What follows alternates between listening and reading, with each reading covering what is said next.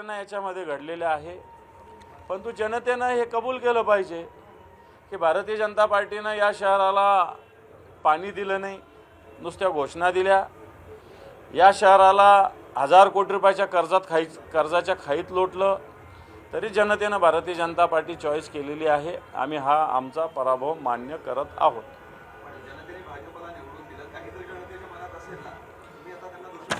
नाही असू शकतं जनतेच्या मनात, परंतु जे मागच्या काळातलं होतं ते मी सांगितलं तुम्हाला की या शहराला 9 दिवसाला पाणी मिळतं।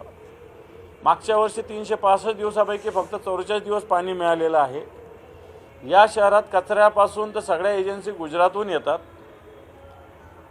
आणि या सगळ्या गोष्टी असताना जनतेनं पुन्हा एकदा भारतीय जनता पार्टी निवडलेली आहे। जनतेला असं वाटतं की 9 दिवसाच्या ऐवजी 10 दिवस झाले तरी पाण्याची तर काही हरकत नाही। खर्च 1000 कोटीचं कर्ज असेल तो 2000 कोटीचं झालं तरी काही हरकत नाही। जनतेनं असा विचार केला असेल तर जनतेला शुभेच्छा आहे।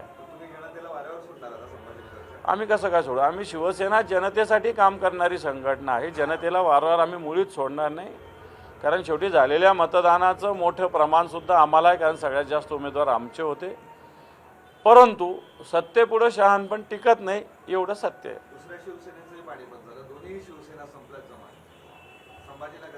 खरं तर हे दुर्दैव आहे आमचं पण आणि त्यांचं पण।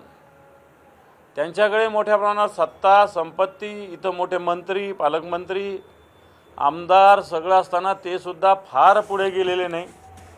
ते सुद्धा 11-12 पर्यंत पोहोचलेले आहेत। आणि तसं पाहायला गेलं तर आम्ही तर सत्तेत नसताना विरोधात लढताना